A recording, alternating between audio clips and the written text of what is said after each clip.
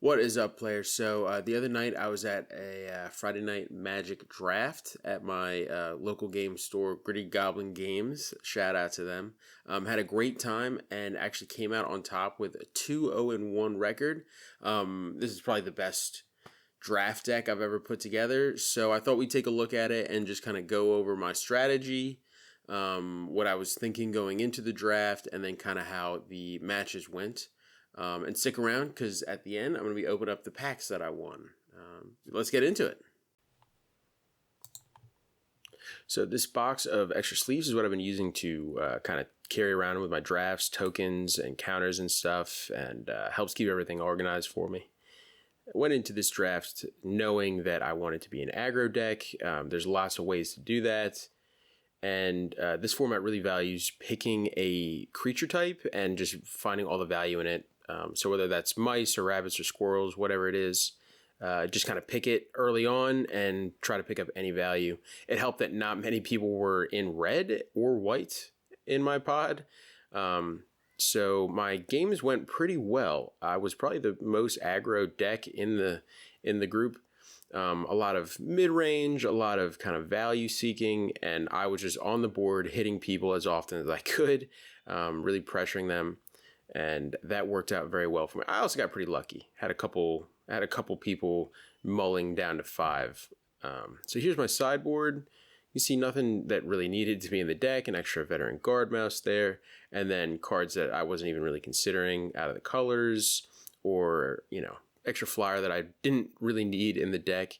More otters. The Fountainport Bell I think is a great card, especially in limited if you need some mana fixing, but it didn't really fit my deck. Somebody had this Flower Foot Swordmaster, and they let me have it. Very nice of them, since I had a couple of those. Okay, so right off the bat, we found a Heartfire Hero early on. This is one of my favorite cards in this deck. It gets a 1/1 counter every time you target it, and when it dies, it deals damage equal to its power to an opponent. So people weren't really targeting it when it was a 1/1, and then as soon as it grew, they didn't want to kill it because it would deal damage to them. Really, really good aggro card.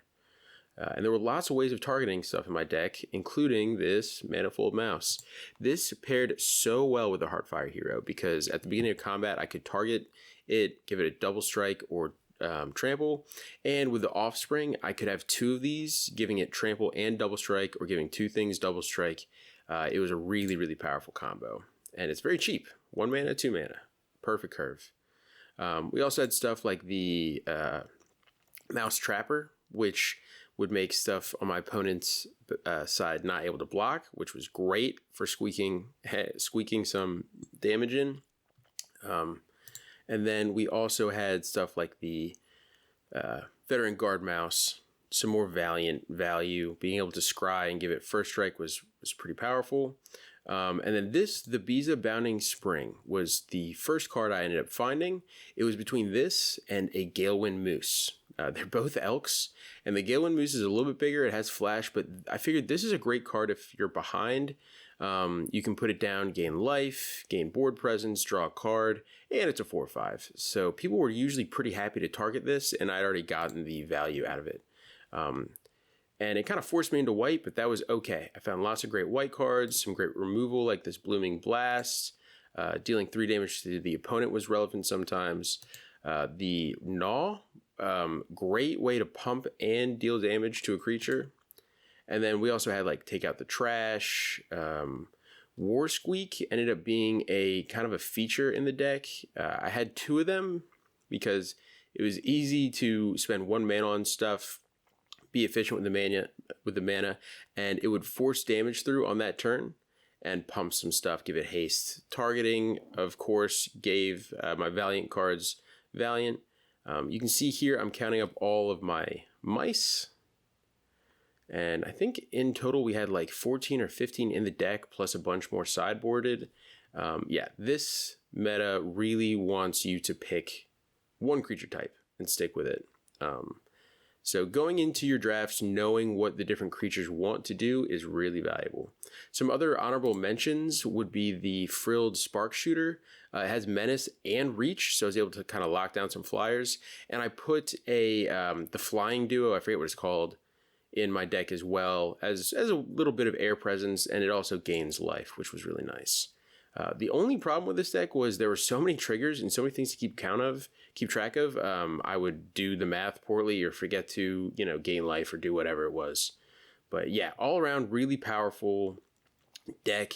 My matches went great despite being lucky as well. And for the first time ever, I went 2-0-1. And I probably would have won my third match too, but we ran out of time. So we called it a draw. The sideboard didn't really dip into. I'm really bad at sideboarding in drafts, but this is probably the best I've ever done putting a deck together. And this set makes it so easy because, like I said, you just pick your creature type and get into it. Okay, and here are the packs that I got from the draft. One is just for participating, and then the other two just since I did so well. This is the first time I went 2-0-1, and I'm confident I could have won that first match as well, but we ran out of time, so we considered it a draw. Had such a blast. It's easy to have fun when you do well, but I usually have a lot of fun. Shout out to Gritty Goblin Games. They put on a great draft every Friday. So here in this first pack, we got that Snow Mountain. Absolutely gorgeous. The lands in this cycle are awesome. The seasons are really fun. And a Dowerport Mage and a Moeda Trash Tactician. So besides that, didn't really find anything too cool in these packs. I really hit the jackpot in the cards I drafted. So the Beeza is worth like $12. Manifold Mouse is worth a couple bucks. I'm usually not too worried about the price of the cards I draft, but it was easy to see the value in some of those cards. Here in pack 2, we got this Scavenger's Talent. Not a bad card in standard, and this Feckin' Green Shell. I wish there were more turtles in this set. I love turtles, but this is a cool card. And then, Bloomburrow cards. Another Warren Elder back there. So, pack number 3. Open this bad boy up, and I'm trying to get to bed. So let me know what you guys have been drafting, how this set is treating you. I know it's really, really popular. I hope people keep coming out to Friday Night Magic. I hope people keep coming in and putting together awesome decks. Even though mine was very strong, there were some other great ones. There's a really good red-green raccoon deck with the expend mechanic that was close to kicking my butt, but we managed to pull it out. Pull out 2-0 victory against that deck. And okay. So that's going to do it tonight, player. Thank you so much for watching and hanging out. Hopefully you learned a little something about drafting, and we will see you in the next one. Peace out.